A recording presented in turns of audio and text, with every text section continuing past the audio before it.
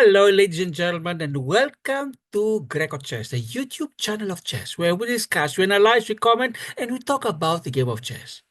In this video, we continue facing the chess.com bots, and after having defeated the beginner and intermediate bots, it's time now to face the advanced bots. But let's first share the screen with you to tell you exactly what's happening. You see here that there were 15 beginner bots. We defeated all of them, each of them twice, once with white, once with black, no draws or losses. Then we went to the intermediate. Another 15, 13 out of them we defeated without draws or losses. Two of them we had to struggle a little bit. And now it's time for the advanced. The first one we played against was Wendy from Canada. We had some difficulty. And then we are going with Antonio from Paraguay. When we played the white pieces, we lost the first game, mostly because of a mouse slip. Instead of castling, I moved the king to f1 at some point, but I also made some other mistakes after that. And now we're facing Antonio with black pieces. Let's see how are we going to fare. And Antonio now has white, and I have the black. Balance is the key to success. Good luck. Let's see how balanced can we be, Antonio. And Antonio starts with a pawn to e4. In this case, perhaps the most popular answer is the Sicilian pawn to c5, followed by the symmetric.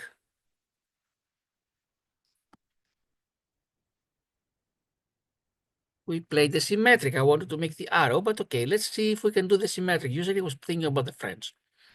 That's why I'm not going to use arrows because they could be very risky. And Antonio plays the Italian. Bishop goes to c4. What am I going to do? Usually white sends the bishop to c5 or sometimes the knight f6. If you send the knight f6, you face the what is called the fried liver, knight to g5, threatening the pawn at f7. But let's place a knight, excuse me, bishop to e7. This is usually the third most popular. Pawn goes to d4. What are we going to do? We must take the pawn back. I can't see anything else we can do. And Antonio is offering us the c3 pawn, but it seems like a free pawn, but look what's going to happen. That's what's called the gambit pawn. The moment I take it, the queen goes to to d5 of Antonio. Let's try to do the diagram. Yes, once the pawn is on c3, and then threatens f7, and it's very dangerous because how can I stop it? Can only stop it with my knight to h6, but then the bishop goes to h6, and I'm in danger of mate. That's why I'm not going to take that pawn. Instead, I'm going to put my knight on f6.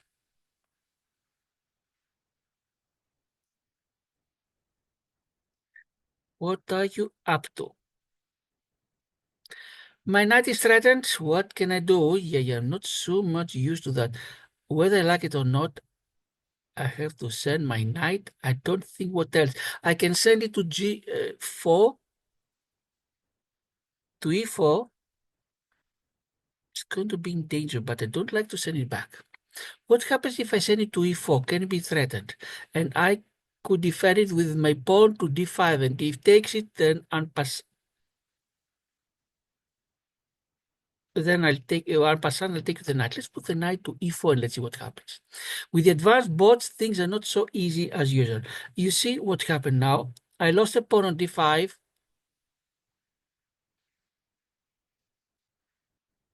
And now I have to think about my knight on e4. What can I do with it? Let's see, I think the knight is protected enough if it goes to g4 because it's attacked twice, defended twice. It's into g5. Yes, I take with my bishop, and if knight takes, then my queen will take the knight. But that does not happen.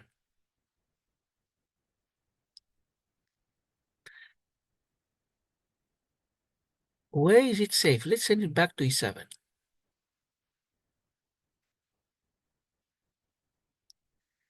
Can I safely take now the pawn on c3? Let's take it and see what happens. Have one extra pawn. And now time for castling. I hope I'm safe after the castling. Oh, can I take the pawn on h4? Bishop threatens on h7 check, but I think if I take it on h4, I'm covering enough the diagonal that goes from h4 to d8.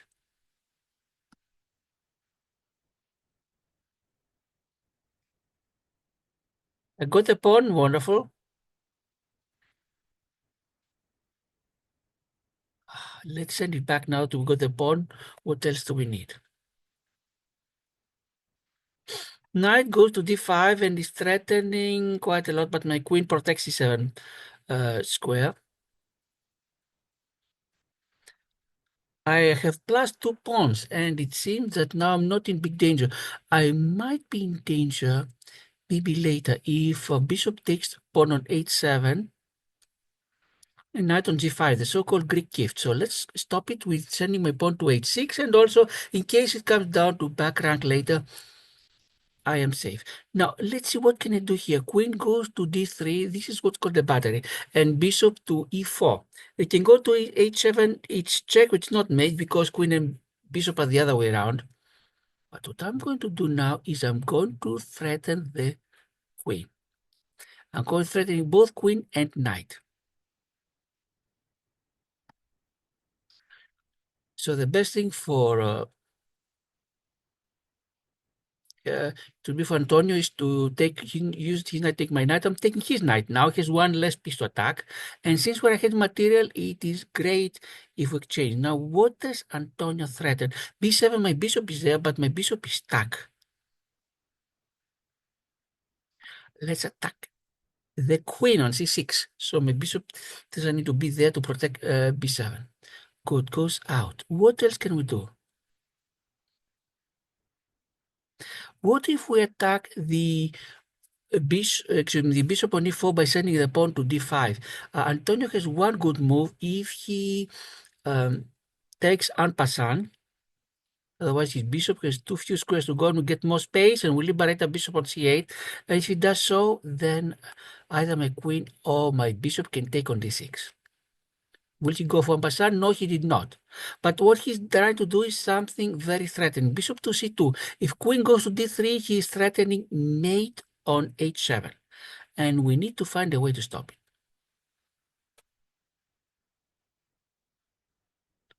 How? I think the best way, especially since Antonio doesn't have a dark color bishop, is send my pawn to g6. If I send my pawn to f5, en passant, he takes it, and then I have both threat of mate, and my bishop is threatened on e7.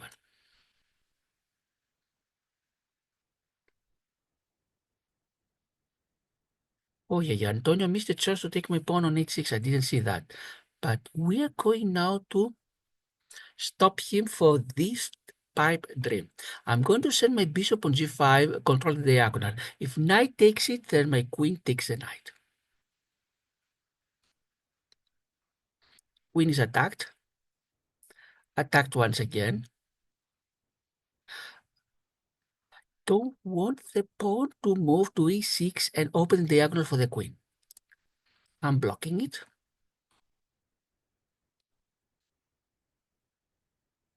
My queen will take the knight now.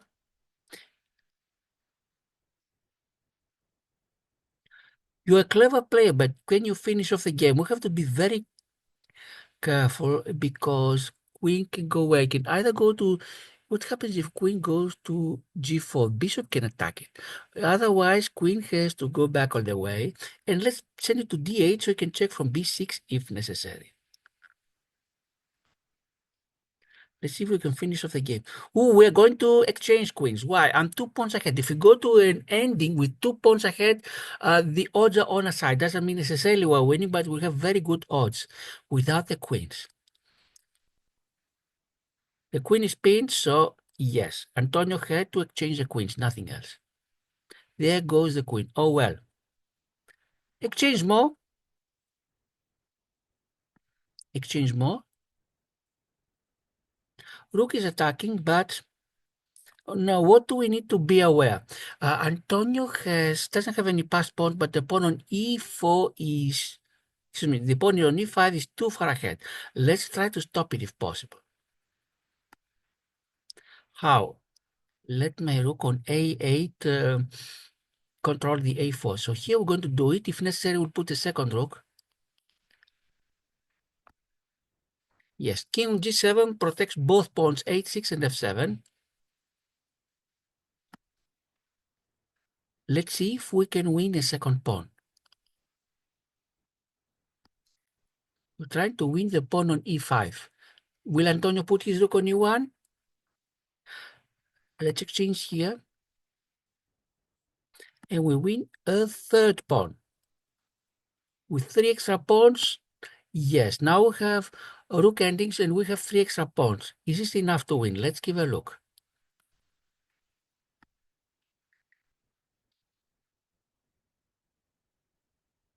We're threatening the pawn on b2.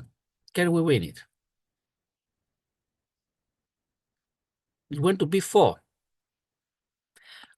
See if we can exchange rooks, because if we exchange rooks with 4 pawns ahead, we are winning. Not so easy, but we don't exchange rooks, but we're still 4 pawns ahead. 5 versus 1.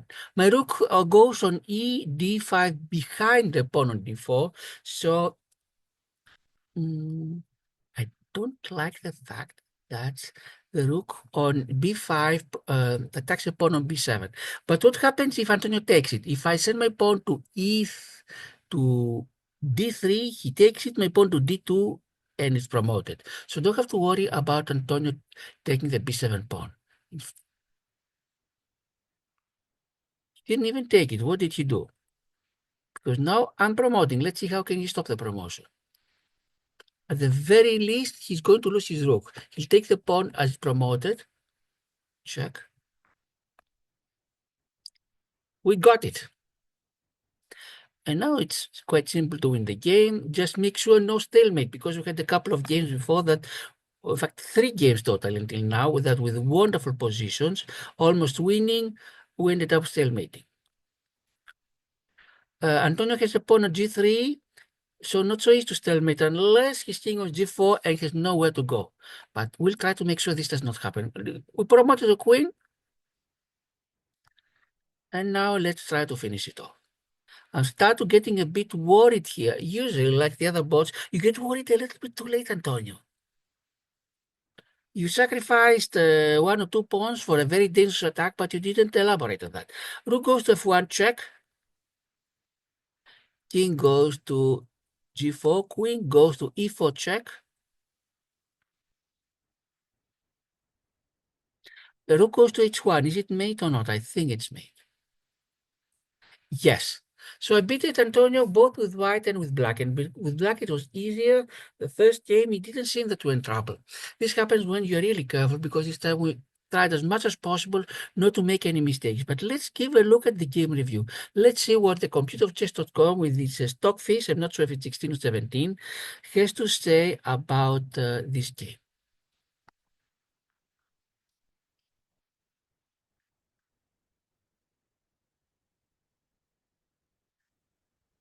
Antonio, you see from this line at some point had a big advantage, but let's see the details. Okay, first of all, no brilliancies, no great moves. Book move 6 of each of us. Best 26 for me, 15 for Antonio. Excellent 17 for Antonio, 11 for me. Good 5 for me, 3 for Antonio. Inaccuracies 7 for Antonio, 2 for me. Mistakes 2 for Antonio. Misses 2 for Antonio, and I had 2 blunders. Let's see, where did I blunder? And in spite of that, I won, and I thought I won quite easily. 78.4% for Antonio, 89% for me. Antonio played as if his rating was 1600, meaning 100 points at best, more than what he's supposed to have. And I played as if my rating was 2200, somewhere between a FIDE master and an international master, which of course is way above my real skills. Let's see now. Start review. Pawn to pawn to e4 for Antonio, and I really wanted to play the French, that's what I usually play, but accidentally, while I wanted to put my arrow, the orange arrow, to go to e5 to show that this is the second most popular after the Sicilian, the computer refused and instead thought that this was my move. Knight f3, of course, the second best for Antonio. And knight to c6 for me, yes, this is how you start the game with the king's pawn and then the knight. Bishop to c4 for Antonio. And now, as I was showing, the most popular moves, let me see if the arrows will work, is bishop goes to c5, a kind of asymmetric, or the knight to f6, which could lead to the fried liver. Fried liver is next move, knight go to g5. You attack the pawn on f7.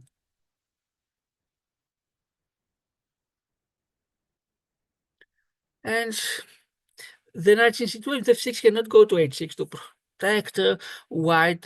If black needs to be very careful, I think the best move is send the pawn to d5 to block the bishop. Then the pawn can take. Knight will go to h5, attacking the bishop. Bishop will go to b5, and so on. This is a fried liver. It is a very funny one, I would say, entertaining one.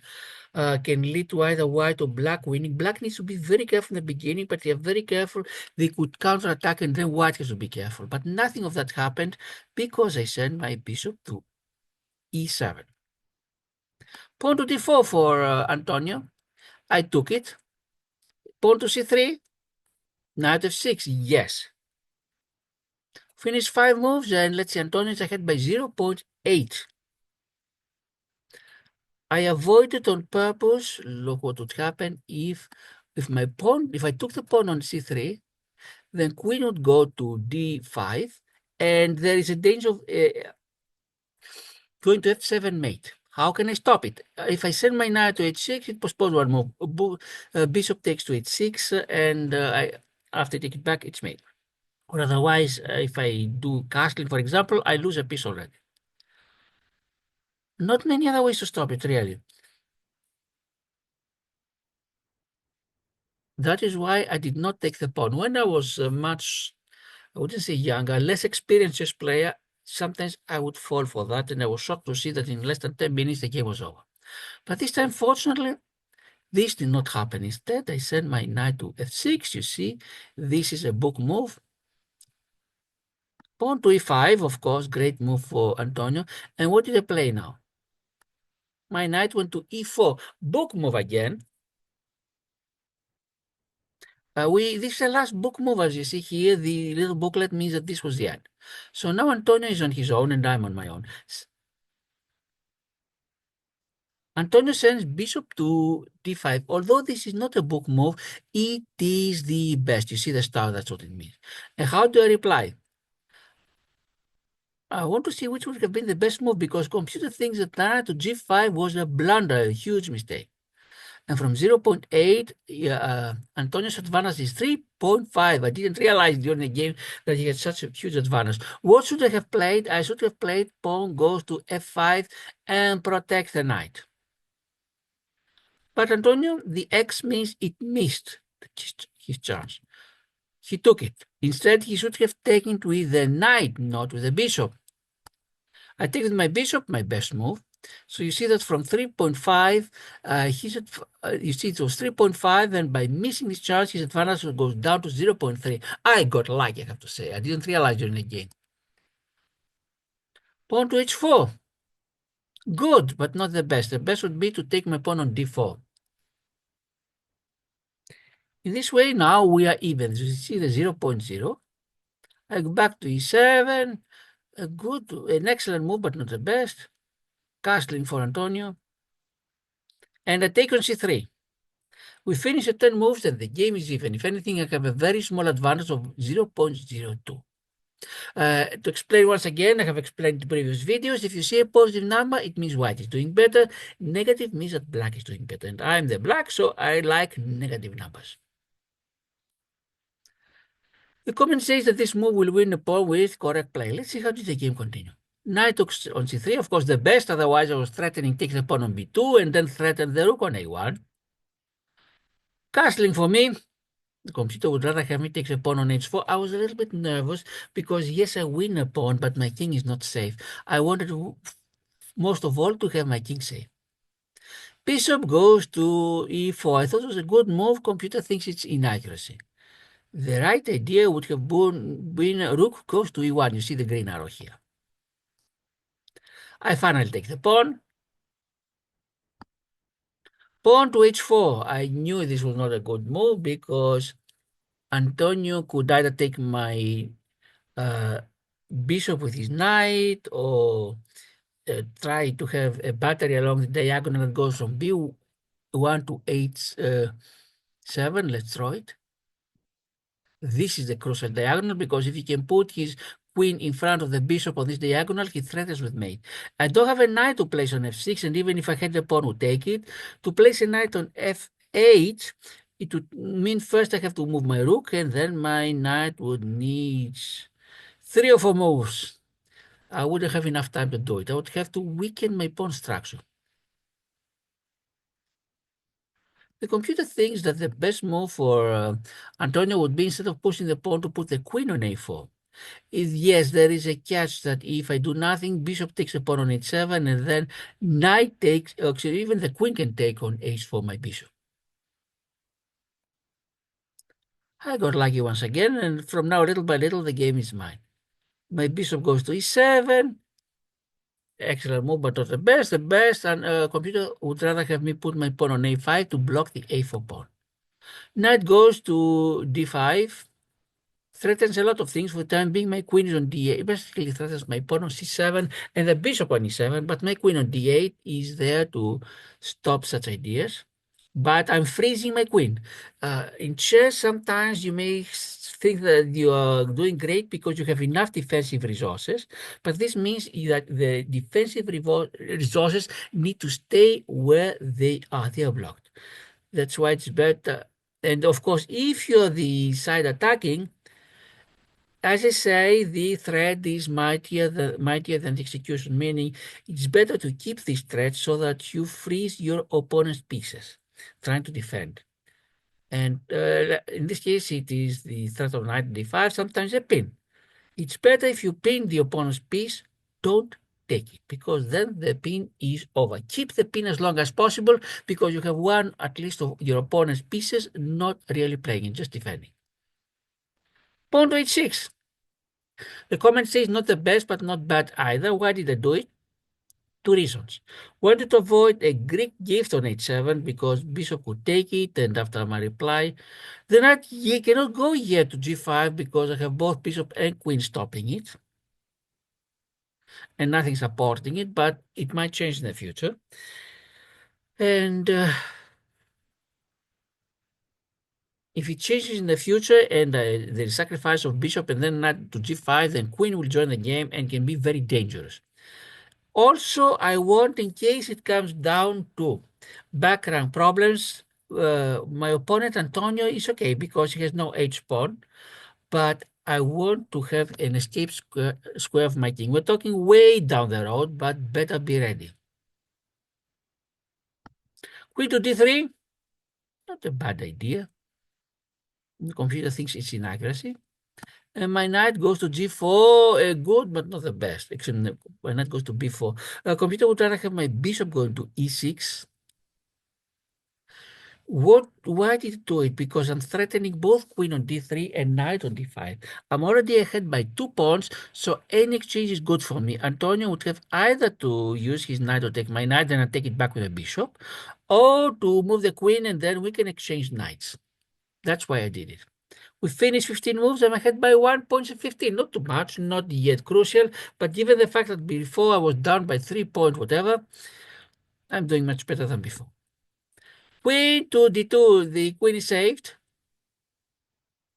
but the computer doesn't like it. Would rather have his knight taking my knight. So I'm taking his knight. Of course, queen will take it instead of the bishop. Now, queen is in a very good square d5. It might threaten b7. For the time being, my bishop on c8 covers b7, but the problem is that this means my bishop is stuck at c8 defending b7, and I don't like the fact. Look at the space. Okay, materially I have plus 2 pawns, but look at the space. Antonio controls completely 5 out of the 8 ranks from first until fifth. I'm controlling all 2 of them, 7 and 8, while the sixth one is for grabs. So space-wise, Antonio is doing so much better than me. Even time-wise, look, he has developed almost every piece except the rook on a1, and I'm still having 3 of my pieces: queen d8, bishop c8, and rook a8. So Antonio is leading with both space and development. I'm only leading with the 2 extra pawns. So what I want to do is exchange, and go to the ending with 2 extra pawns. What Antonio wants to do is use his space and development advantage to attack and win at least material, if not mate me. Pawn to c6, the best move, and of course the reason I do it is to attack the queen on d5. I don't like the queen being so advanced, not only advanced, but not even attacked. It's being safely advanced in my case. So now I'm asking Antonio to remove the queen. That goes back to d2. Computer would rather have it on b3, but d2 thinks it's excellent. My pawn goes to d5, the best move, yes, because I'm attacking the bishop. And the bishop will have to think where to go, or if the pawn on e5 takes en passant on d6, then I can take it back either with my queen or with my bishop. Most likely the queen to exchange queens. Bishop to c2, and what do? Pawn to g6, it is a blunder. Ouch, you left your pawn hanging. Yes, but I was afraid queen goes to d3 and threatens with mate. Maybe then I could do the g6, not now, because I'm giving Antonio the chance to win my pawn on h6, and not only it wins. Antonio now, no, I'm still ahead by 0.3 in spite of my second blunder. But if he takes on h6, then the bishop can take it on g6, sacrifice the bishop for the pawn, then queen goes to g6 check, and Antonio gets at least a perpetual. Perhaps with the knight he can even mate me. But I got lucky, he missed it. Pawn to g3. That's a big miss. And after my bishop goes to g5, an excellent move. Of course, the best would be king to g7 as a computer. I prefer the bishop because now queen is attacked. So we finish the first 20 moves, and I'm ahead by 2.2 in spite of my 2 blunders. I need to learn them because in a real game, a 1500 opponent is not going to forgive my blunders. Let's see how, in fact, we know how it continues, but let's analyze later. Queen to c3. Computer would rather have it to d3 to have the battery on this diagonal that I'm highlighting once more, from b1 to h7. Bishop goes to e6 to protect the light-colored pawns, both the f7. Okay, the one at d5 is not really near protection because protected by the other pawns. You have a pawn chain that starts from b7 going to d5, this pawn chain. So if Antonio is going to attack, he needs to attack the basis of the chain, meaning the pawn at b7. But at least I protect the f7 from any kind of surprises. The computer would rather have my bishop go back to e7. Myself, I wanted to exchange the knight if Antonio was cooperating, and in fact he did. Inaccuracies in the computer. Yes, if the knight went to d4, it would continue attacking, but now it's over. I take the queen. Computer would rather have me take it with the pawn. With the pawn, I have double pawns. I'm trying to avoid if possible. Queen is on g5. I'm trying to change as many pieces as possible, because if I can go to an ending with only pawns and me having 2 extra pawns, the odds are on my side. This doesn't mean necessarily I'm winning the game, but clearly better have 2 extra pawns than your opponent having the 2 extra pawns. And it's very difficult to lose. If you have 2 extra pawns, the only case to lose if your opponent manages to have a passed pawn on the 7th rank, 1 square away from promotion. Yes, then perhaps they could win, even with fewer pawns. Antonio tries to block with pawn to f4, and I'm sending my queen to d8. What should I do? Computer wants eye for an eye, meaning forget about my queen and attack his own queen. I don't understand why, because he can easily take my queen, excuse me, not my queen, his queen can take my pawn on d4 if I do it, and then my queen is still in danger. And I want to keep my 2 pawns advantage. That's why I thought it was better on d8, and I have the chance to send the queen to b6 and check, and perhaps exchange queens as it happened later. Queen to e3, it's a mistake, yes, because now we are going to exchange queens. Antonio has no other option. Look at that. Queen goes to b6, the best possible. Now we are going to exchange queens because his queen is pinned. Antonio can only either keep the queen where it is, or sending along the same diagonal that goes from, let's summarize, it goes from a7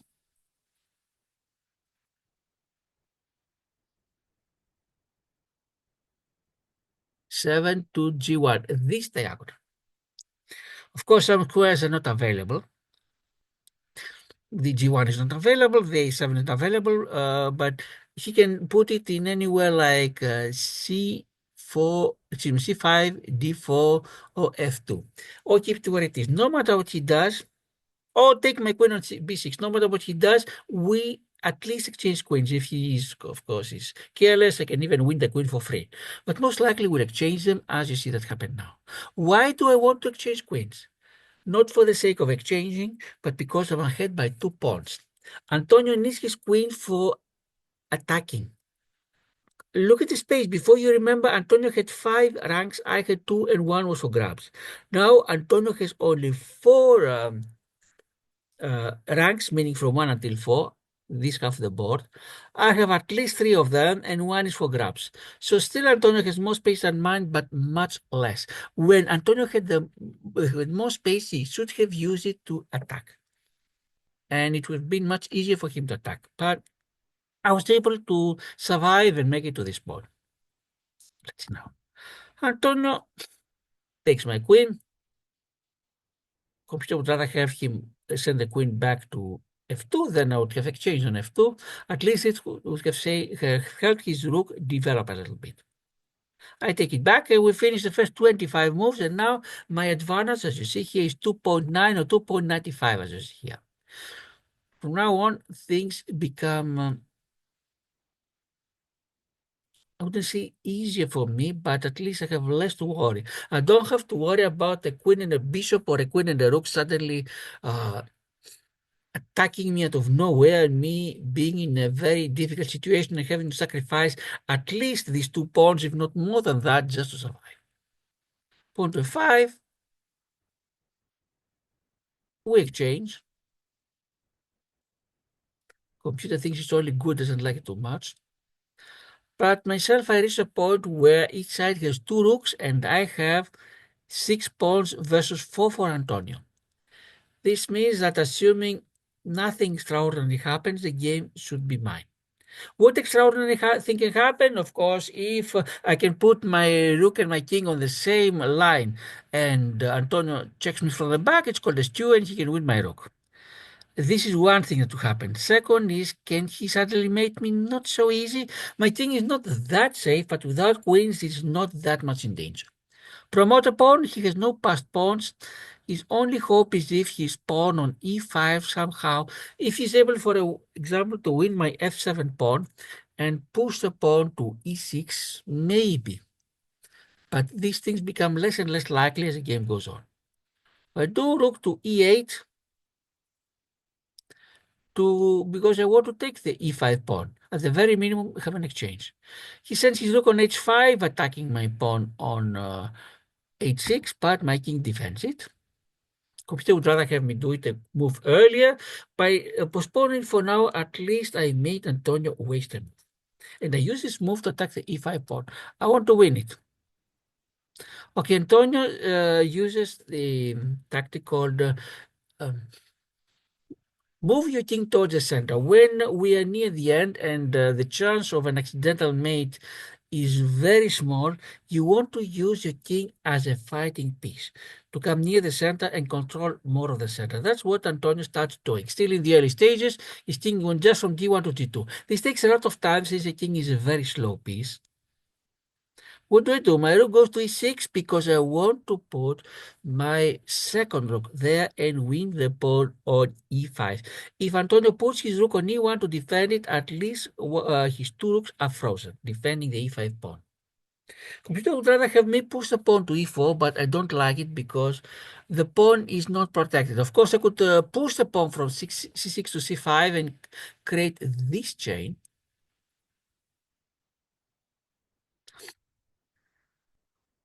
But I felt safer if I give priority to winning the e5 pawn. What does Antonio do? King goes to h2. Before, Antonio did great by moving the king towards the center from g1 to g2. Now he sends it to h2, away from the center. Why? My rook goes to e8, and I'm attacking twice the pawn at e5. If Antonio decides to defend it with the rook to e1, I can't see how else, then maybe I can start pushing the other two pawns. My e pawn, by the way, is a passed pawn. Actually, not my d pawn is a passed pawn, and I would also support it with the c pawn. But Antonio makes my life easier by pushing the pawn to a5, hoping I wouldn't see it, and he could go to a6, a7, a8. That is what is called the hope chess. But hope chess became hopeless chess for him because my bishop, actually my pawn b6 took on a5. He'll take it back, but now I'm winning the e5 pawn. So now I'm 3 pawns ahead. And look at the situation. Both of us have 2 rooks, but I have 5 pawns. Antonio has only 2. His only chance is to keep the rooks active and try if possible to win some of my pawns. For example, moving the pawn to his rook to a7, attacking the b7. Still I'll defend it, but I'll have to waste a move defending the b7 pawn instead of pushing the other pawns. Antonio does a mistake, exchanging rooks. Why is it a mistake? Because, let me explain to you. Since I'm ahead in material, Antonio's hope are the rooks. He already wastes one of the 2 rooks. We're halfway to king and pawn endings. Computer thinks it's excellent. I don't think it's excellent. Even good, I wouldn't put it. The best, of course, is rook goes to h4 to keep the rook in the game. I think this is at least an inaccuracy. King to g1. Why? Antonio spent 2 of his moves moving the king from g1 to g2 to h2 and back to g1. This is a waste, and now time is of the essence at this part of the game. And I'm moving my rook to e2, attacking the pawn at b2. If I can get it, I have 4 extra pawns. Antonio will defending, sending the pawn to b4, attacking again rook to b2. So Antonio must put his rook to a4 and steal. To not be a good situation because his rook defends the pawn, but his rook is completely inactive. There's nowhere else to go. What else Antonio can do? If he puts his rook on a7 to win b7, impossible because I'm going to win the pawn at b4 and defend the pawn on b7. Well, let's see, Antonio pushes pawn to b5. Yes, he's slightly damaging my pawn structure, but with so many extra pawns, I don't care about my structure. I took it to the rook because now my pawn structure is not damaged, and Antonio, if he wants to damage my pawn structure, he needs to exchange rooks. But if you exchange them, I'm going to an ending with 5 versus 1 pawn. And even though 2 of them are doubled, I don't even need these 2 double pawns. Even with 3 versus 1, I would win it. So Antonio is in a dilemma. Exchange rooks and go to a queen pawn ending, or send his rook back, try to fight, but in a very bad shape because I have 3 pawns making a pawn chain from b2 to d4, and all of them are passed pawns next to each other. What does Antonio decide to do? Good for him, he did not exchange. His rook goes to a8, pawn goes to d4. Now I'm marching my pawn towards the end. My next move is going to be either way or rather, rook goes to d5. If Antonio places his rook on d8, I put it here and we exchange rooks.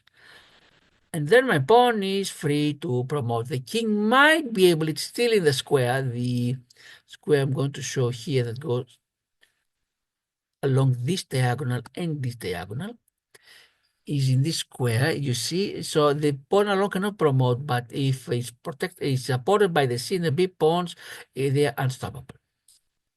If he doesn't put it on d8, I'll still put my rook on d5 to support the pawn as it goes towards promotion. Antonio is trying to put his rook at a4 at this point. I would say one of the least bad options. Computer would rather have his king go to f2, but it's hopeless either way or rather. Rook goes to d5. Rook to b4, attacking the pawn on b7. At this point, I was calculating. Should I defend the pawn on b7 or can I safely push the pawn? And here is a calculation. If I push the pawn, it is outside this triangle here. And you can even count pawn to d3, king to f2, pawn to d2, king goes to e, and pawn promotes. So now it is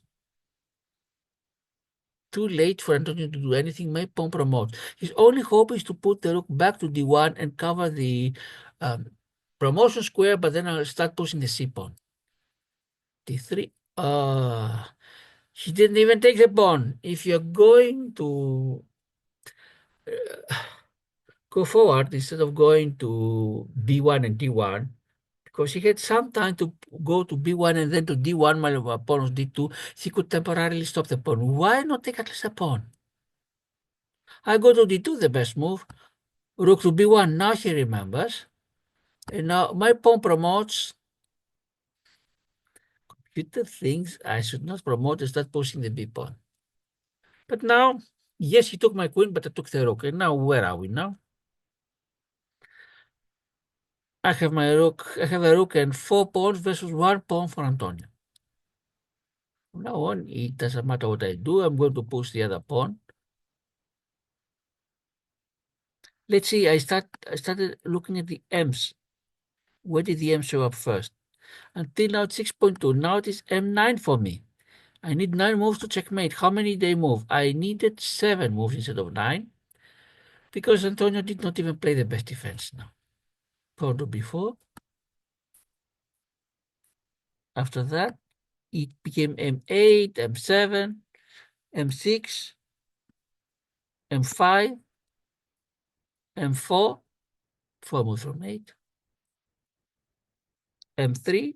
From now on, yes, I play almost perfectly, m2, and m1. And that's m8. That's it. We defeated Antonio.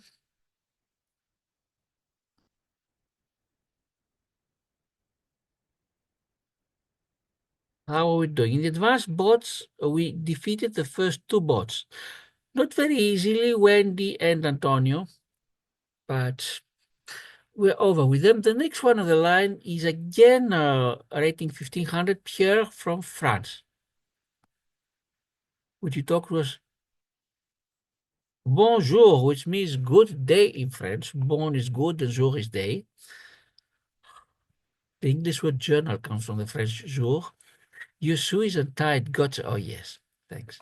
We'll face Pierre with the white pieces next time. But in the meantime, we'll try once again the chess puzzle. See how will we do. Until now, the best record we had was 50. See if we can do anything better than that. What else? The tournaments. Grecochess still the last game.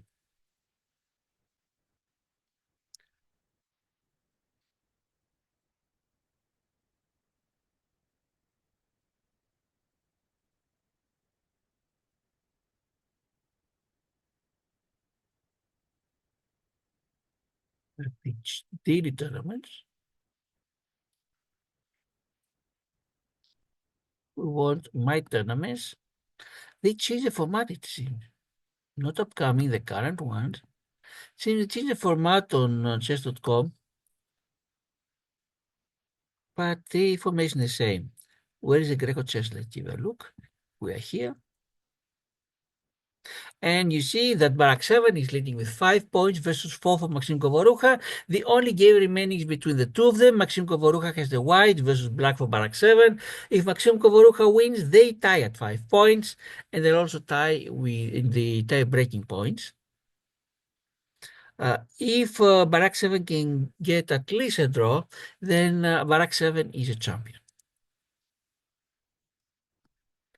Let's see the other one, the Moonlight Underwater, round number 2. 28 players are still in the game, where my Italian friend Zanelor is organizing it. He's one of the subscribers. And let's see the pairings. We are round number 2 with 4 rounds. And in maximum 4 group 1, Maxim Kovaroka is ahead with 9 points. And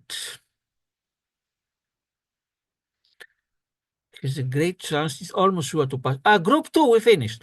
Group 2, Mebius from Nigeria, one with 11 points. Versus 9 for PGO 74 from Italy, and third is Matis B 2008 from France. Still a few games remain, but it's not going to change. That's why you see in this color, this pinkish color, not exactly pink, this beige color, you see it's a different color from the white. They show the 3 players advanced to the third round. Group 3, Iraq Lion leads with 9.5, has the best chances. Although not yes, he's sure to pass. And so is Chinan Fu from Greenland. For the third place is going to be between Steam Rocket from Australia and David 8 from Brazil. And in group number 4, what's happening? Lysithia Vantres from Japan has advanced, and some other players still fighting for that. That is what's happening to this tournament. 3 from each group advanced to the semi-final, where there are going to be at least 12 players. But we'll follow that as it goes along. But that's it for now. Ladies and gentlemen, thanks for watching. Thanks to the viewers, to the subscribers. You may want to subscribe if you have not done so. Just click the appropriate button. And thanks to the likes and the very encouraging comments we've been having. This is grecochess. I'm Harry Lausaniziris. For now, goodbye.